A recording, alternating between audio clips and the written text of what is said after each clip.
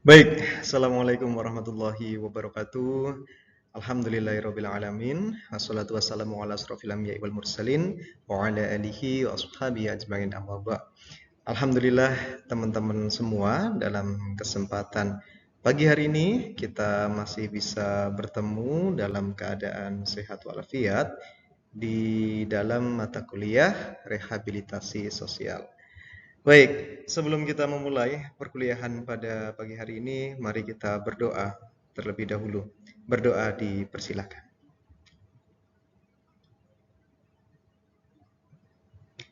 Berdoa selesai.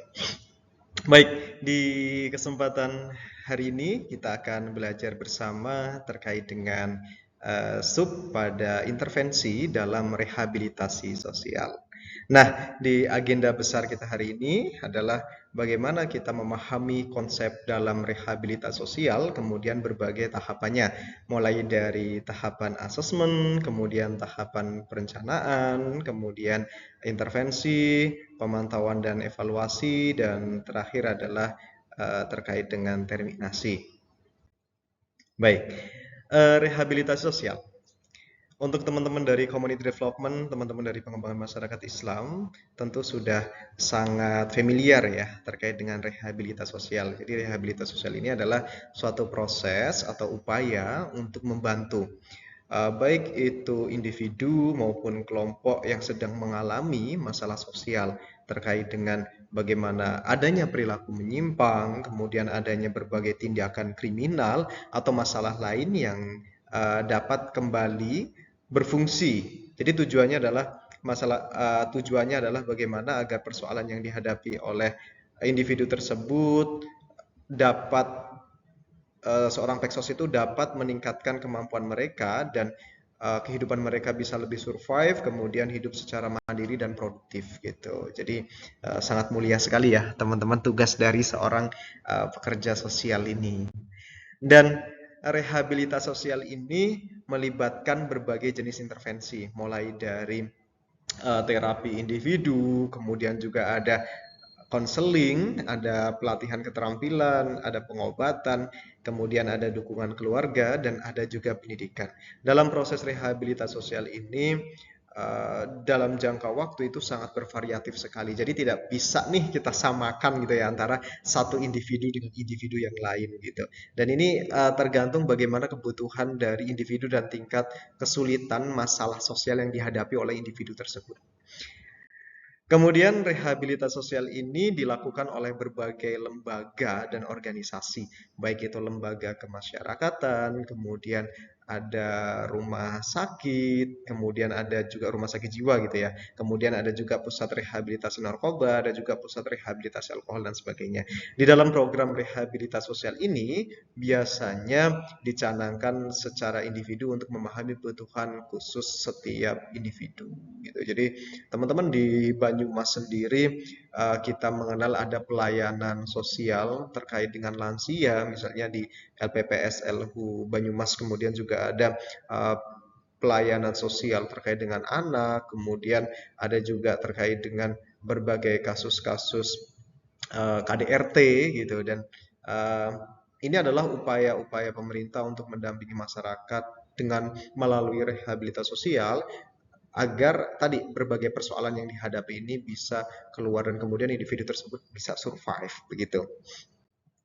Oke, kita masuk di dalam asesmen nih. Jadi asesmen ini adalah tahap awal dalam rehabilitasi sosial dan di asesmen ini adalah seorang Peksos, pekerja sosial itu melakukan penilaian atau menilai berbagai masalah sosial baik itu individu gitu ya dan bagaimana kebutuhan rehabilitasi yang akan dilakukan gitu. Jadi di tahap ini adalah tahap awal gitu pengumpulan berbagai data maupun latar belakang dari klien tersebut gitu dari individu tersebut mulai dari bagaimana latar belakang sosial, kemudian bagaimana kesehatan mental, ya, keluarga, background keluarga, lingkungan dan lain sebagainya ini dikemas kemudian dikumpulkan informasinya dalam bentuk asesmen. Kemudian yang kedua yaitu perencanaan. Berbicara terkait dengan perencanaan itu artinya Peksos sudah melalui pada tahap tadi di tahap asesmen ini dan kemudian di tahap perencanaan itu adalah bagaimana hasil dari asesmen ini dirancang, kemudian dari Peksos itu akan memilih bagaimana terkait dengan jadwal pelaksanaan, kemudian rencana tindak lanjut gitu. Jadi di tahap perencanaan ini juga cukup krusial gitu ya. Dan ini adalah tahap yang harus dilalui dari pelaksanaan rehabilitasi sosial.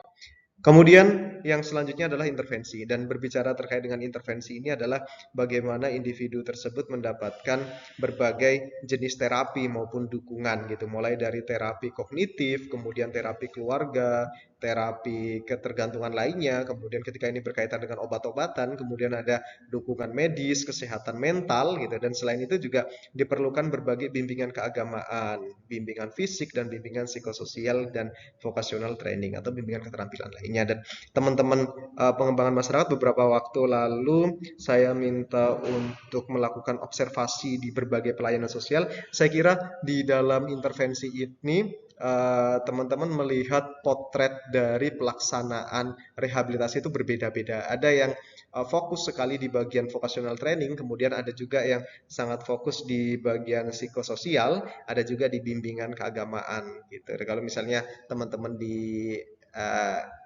LPPSLU Banyumas di Saudagaraan itu beberapa informasi yang saya dapatkan, teman-teman malah langsung mendampingi di bagian tahapan bimbingan keagamaan. Itu menarik, seperti bagaimana mulai dari solawatan gitu ya bersama dengan klien, kemudian juga ada di situ terkait dengan belajar ngaji ya waktu itu, ya belajar ngaji gitu dengan klien, dan itu sangat menarik sekali. Kemudian selanjutnya adalah bagaimana pemantauan dan evaluasi. Berbicara terkait dengan pemantauan ini ya, individu dipantau, kemudian dievaluasi bagaimana kemajuan dari progres rehabilitasi sosial. Ini meliputi dari berbagai evaluasi dan keterampilan maupun kemampuan. Dari kemampuan kesehatan fisik, mental, penilaian terhadap kemajuan sosial, ini semuanya dipantau kemudian dievaluasi gitu. Dan kemudian disinilah endingnya. Kalau misalnya klien itu sudah survive gitu, maka itu bisa diterminasi. Namun kalau misalnya klien itu membutuhkan pertolongan dan kemudian di pelayanan sosial itu tidak ada misalnya sarana atau prasarannya atau kurang kompleks gitu, maka bisa untuk dirujuk gitu. Dan terminasi ini adalah pemutusan relasi antar pekerja sosial dengan sistem sasaran. Nah, ini pihak-pihak yang terlibat gitu, misalnya klien tersebut dengan proses perubahan yang berencana tadi. Nah, jika dalam suatu hal klien tidak mampu dilakukan terminasi, maka akan dilakukan rujukan tadi gitu. Dan rujukan ini adalah pengalihan layanan kepada pihak lain agar penerima layanan memperoleh layanan lanjutan sesuai dengan kebutuhan dari klien tersebut gitu. Nah, teman-teman, ini disclaimer saya bahwa dan hampir semuanya ya, bahwa tahapan dalam rehabilitasi sosial itu berbeda-beda, tergantung pada bagaimana kebutuhan individu dan tingkat kesulitan masalah sosial yang dihadapinya. Nah, penting bagi individu yang mengalami masalah sosial ini untuk mencari berbagai dukungan, kemudian perawatan yang tepat, agar proses rehabilitasi sosial itu cukup efektif begitu. Nah, itu terkait dengan berbagai tahapan dalam rehabilitasi sosial, dan sekarang teman-teman bisa nih untuk membaca berbagai tulisan saya membahas tentang tahapan rehabilitasi sosial gitu. Misalnya kayak jurnal yang pernah saya terbitkan di Bina Al Ummah itu membahas tentang intervensi kerja sosial melalui rehabilitasi sosial, bisa kalian pahami. Kemudian juga implementasi nilai dan etika Peksos di Camp Assessment Yogyakarta, kemudian ada pembinaan anak jalanan, pola asuh di rumah singgah belajar di Ponegoro Sleman Yogyakarta, kemudian juga ada peningkatan kualitas hidup lansia, implementasi prinsip hak lansia melalui pelayanan sosial lanjut usia. Nah, itu berbagai referensi yang bisa kalian nikmati untuk mempertajam terkait dengan tahapan rehabilitasi sosial. Baik, terima kasih. Itu saja. Sampai ketemu di minggu depan. Saya akhiri idina siratal mustaqim. Allahumma wafiq ila aqwamit thoriq. Wassalamualaikum warahmatullahi wabarakatuh.